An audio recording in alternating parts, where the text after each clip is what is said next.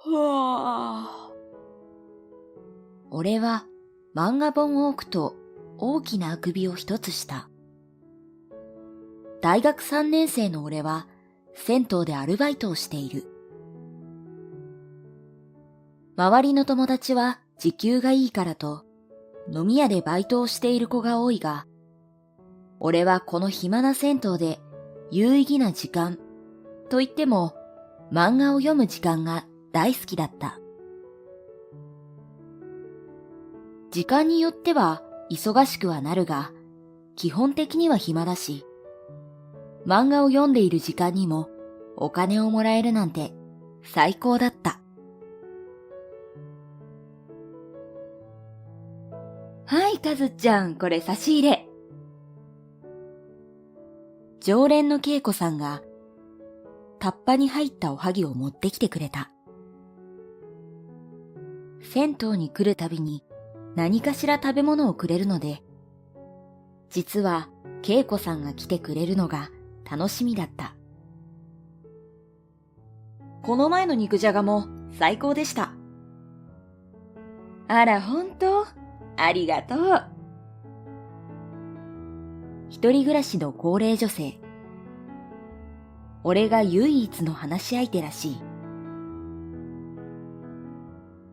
その日も何の問題もなく営業時間を終えた。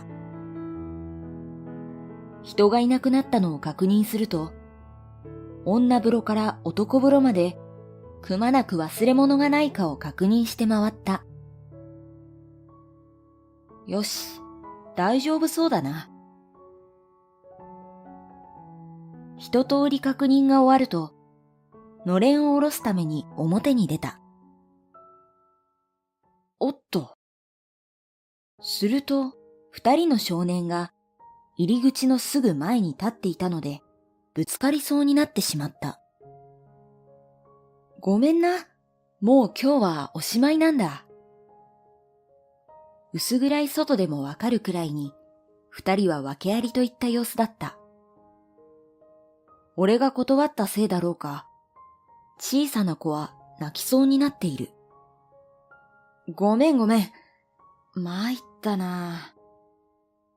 二人の目を見ていると、まるで自分が悪いことをしているかのように思えてきてしまった。じゃあさ、すぐに上がるって約束するならいいぞ。本当に？二人の顔に年相応の可愛らしい笑顔が浮かんだ。あ、でも、お金、あまり持ってなくて、足りるかな？心配すんな。だけど約束だぞ。これは男と男の秘密だ。かくして俺は二人の兄弟をただで銭湯に招き入れることになった。兄の名前はたかし。弟の名前はまさひろというらしい。二人が風呂に入っている間、有意義に時間を使う大学生こと俺は、女風呂の床掃除を始めることにした。そうすれば明日は磨かずに済む。広い床掃除が終わったというのに、まだ脱衣所には兄弟の姿がなかった。おーい！男湯を開けると、二人は楽しそうに泳いでいるじゃないか。こら、風呂で泳いじゃダメだろ。マナー違反だぞ。きょとんとした顔で俺の顔を見る二人。ごめんなさい。なぜか二人に見つめられると、自然と怒りはどこかへ消えてしまう。たっく。ほら、二人とも顔が真っ赤じゃないか。のぼせる前に早く上がれ。そして俺はなけなしのお金。と言っても、兄弟よりは財布に入っているが、それで瓶の牛乳を2本買って二人に差し出した。いいの？ああ、風呂上がりの牛乳は格別だからな。これを飲まずして銭湯は上がれないってもんよ。美味しそうに牛乳を飲んでいる二人を見ていると、疲れが吹き飛んだ。不思議なパワーを持っている。てか、両親はどうしたんだよ。兄弟は気まずそうに目くばせをすると、そのままうつむいてしまった。事情はどうであれ、二人でこんな時間に出歩くのは物騒だからな。もし風呂に入りたいときは、そうだな。14時くらいにおいで。そしたら内緒で入れてあげよう。しばらく店主は旅行に行っているので、店の管理は任されている。営業は15時からだし、準備をしている間なら、こっそりと二人を入れるくらいならできる。お兄ちゃんって偉い人なの？咳払いをして背筋を伸ばし、両腕を後ろに回して、俺は今まで得てきた威厳のすべてを表す素振りで、二人に告げた。期間限定でな。あながち間違いではない。現に先ほども説明した通り、店主は旅行で留守にしていて、その間にこの店を任されているのは紛れもない俺自身だから。二人はポカーンとした表情で俺を見つめている。まあだからな、二人に何か事情があって風呂に入れないなら、毎日ここで14時に待ち合わせだ。俺たちは男の約束で指切りをした。それから兄弟は本当に14時ぴったりに銭湯に来るようになった。彼らがどこに住んでいて、何歳で、どうして風呂に入れないのかは聞けなかった。兄弟が風呂に入っている間に、俺はせっせと開店準備を進める。そして一段落つく頃に、二人が上がってくるので、牛乳瓶でもてなしをしてあげて、番台に置いてあった漫画本を貸してあげたりもした。あら、かわいいわね。かずちゃんの弟？恵子さんは二人をめでるように頭を撫でた。弟じゃないっすよ。まあ、子分みたいなもんかな。最近よく来てくれるんです。あら、そうなの。いい子ね。恵子さんは俺に持ってきてくれたタッパを二人に手渡した。いいの？もちろんよ。三人で仲良く食べてね。兄弟は大喜びで飛び跳ねた。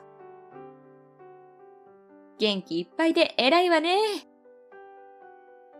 いただいた団子は人の波が落ち着いてから三人で食べ始めた。いつもなら5本全部食べられるけど、兄弟に2本ずつ渡して俺は1本だけ。ひょんなことから師弟関係が結ばれたわけだが、店主が帰ってくるまであと1日となったある日のことだった。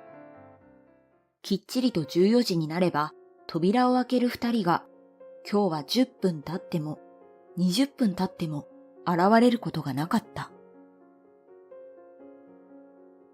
俺だって幼くはないから、きっと何かの事情で帰ってこられなかった親が帰ってきたのだろうと察しがついた。寂しさを感じながらも自分を納得させていると、17時を回ったあたりで、二人が一人の男性と手をつなぎながらやってきた。黒いハットをかぶった男性は、俺と目が合うなり、帽子を脱いでお辞儀をしてきた。どうも、二人が大変お世話になりました。いえ、父親にしては年が離れすぎている。祖父だろうか。今日の夜、時間はありますかな？いや、まあありますけど、でも明日は1限からだから、あまり時間は。男性は優しく微笑むと、会釈をして二人の手を引いてきびすを返した。昨日まではあんなに近くにいたのに、手を引かれている二人はどこか遠い人のように思えた。営業が終わり、のれんを下ろしていると、やあ、と先ほどの男性が声をかけてきた。それから高級車に乗せられると、どこかへ出発し始めた。あの子たちは私が引き取ることにしたんだ。そうですか。引き取る。深く聞きたくても、なぜか聞く気になれなかった。これ以上あの兄弟に深入れをすると、離れるのが辛くなってしまいそうだったし、無邪気に笑う彼らの背景を知って、自分の胸を痛めたくもなかった。ここだよ。着いた先は昔ながらの日本家屋。周りと違うのは、その家には大きな囲いがあるということだ。家屋の知識がない自分ですら、この家の主は相当な金持ちであることが容易に想像できる。西さんは我が物顔で門をくぐり、玄関に入ると、たかしくんとまさひろくんが迎えてくれた。そしてその隣には着物の女性。はじめまして、二人の祖母です。林さんのお話は二人からたくさん聞かせていただきました。赤の他人なのによくしてくださってありがとう。彼女は目に涙を浮かべながらゆっくりと頭を下げた。別に大したことはしていませんよ。居間に通されると、西さんと奥さんが私の隣に座り、一呼吸置いて口を開いた。明日は早いと言っていたね。手短に済ませよう。二人の家庭教師になってはくれないか？家庭教師ですか？ああ、二人は長い間学校に通えていないから、かなりの遅れが出ている。だから、君にそれを補ってほしいんだ。信頼している君だからこそ、二人は熱心に勉強してくれるだろうし。そして西さんは書類を手渡してきた。報酬はこれで。それは銭湯。いや、友達の言っていた飲み屋の時給とは比べ物にならないくらいの金額だった。彼らを探し出すのに随分と時間がかかってしまってね。申し訳なかったよ。娘が二人を連れて出て行ったとき、どうか幸せであればいいと願ってはいたが。重たいため息が聞こえてきた。だから言ったんだよ。あんな男ろくでもないってな。俺は胸がズキズキと痛んだ。初めて会ったあの日の違和感。それが的中したことがショックだったからだ。それで、この話受けてくれるかな？報酬に不満があるのなら増やすことだってできる。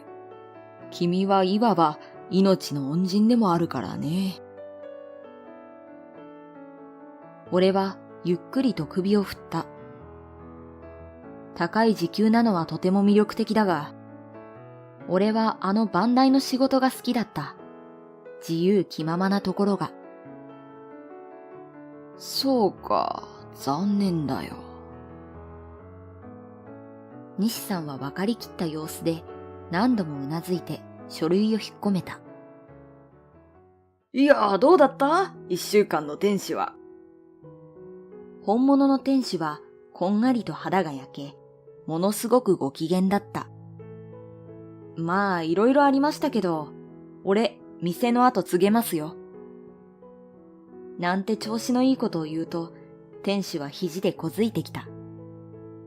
おかげで心置きなく旅行が楽しめたよ。はい、土産。派手なサングラスを手渡されたので、しぶしぶつけてみた。よくお似合いで。そんなやりとりをしていると、元気な声とともに、たかしくんとまさひろくんがのれんをくぐってきた。カズニー！おお。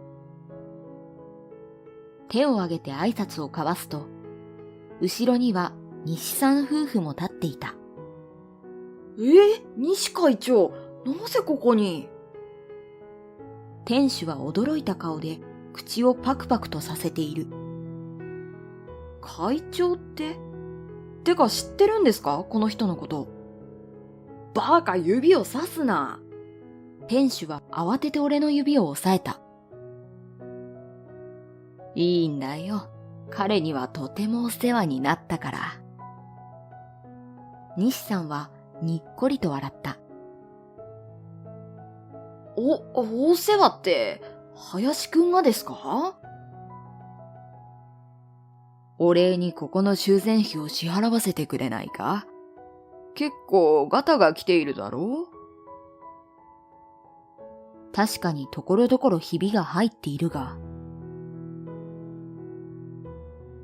林くんはね、この銭湯をとっても大切に思っているんだ。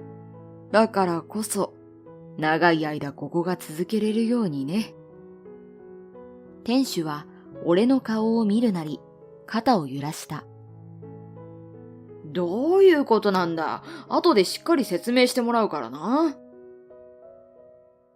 彼の口元には隠しきれない笑みが溢れている。カズニ、これどこに並べる？たかしくんがたくさんの本を持ってきたので、私は中央の本棚を指さした。小説ならそこに。わかったよ。あれから結局、私は就職活動をすることなく、そのまま銭湯で働き続けた。そして、あれよあれよと、店主は私に銭湯を譲ってくれることになった。と言っても、役員報酬はきっちりともらっているのだが。そして、たかしくんとまさひろくんも、銭湯の作業を手伝ってくれるようになり、いつしか私たち三人は、兄弟と呼ばれるようになっていた。でもさ、待合室とはいえ、こんなところに本が置いてあったら、ヨレヨレになるんじゃない？と、まさひろくんは不安そうな面持ちで本棚を眺めた。いいんだよ。家の奥にしまわれているよりも、本だって少しの間だけでも読んでもらえる方が幸せだよ。私は本が好きなあまり、自分の本を待合室に置くことにした。そうすれば、わざわざ家から持ってこなくても好きな時に読めるし、暇つぶしにちょうどいい。あれ、また本が増えてる。大きな本棚を買ったもんだから、はじめはスカスカだった。そんな本棚の姿を見かねた常連客が、好き好きに本を入れるようになり、いつの間にかここは交流スペースになっていた。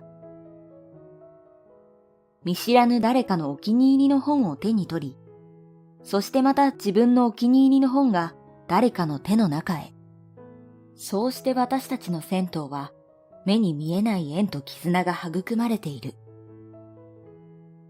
やあ、久しぶり。顔を上げると西さんが立っていた。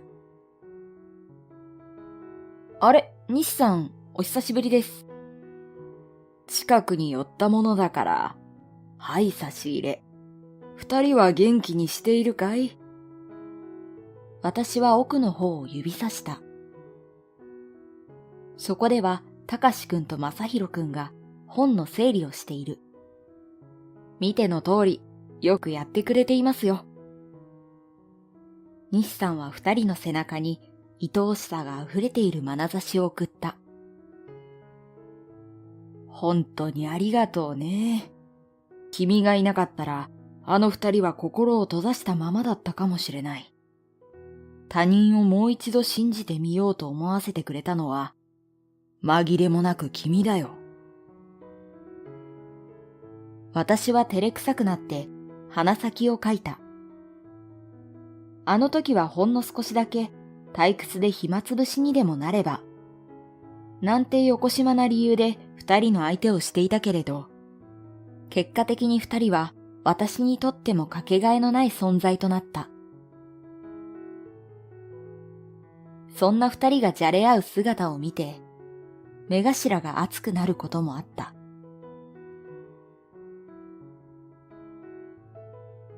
二人の両親が見つかったよ。長い年月がかかったけどね。二人はすっかり大人になってしまったから、会わせるかどうか悩んでいる。会わせてもいいんじゃないですか？まあ、会ったところでどうなるわけでもないし、二人は間違いなく芯が通っているから。西さんは微笑むと、咳払いをして二人の名前を呼んだ。じいちゃん、久しぶり。元気だった？駆け寄ってくる二人の姿を見て、西さんは大きく手を広げた。いつまでも孫は子供扱いしたいもんだな。そう言って笑うおじいさんの姿に、私も笑みが溢れてしまった。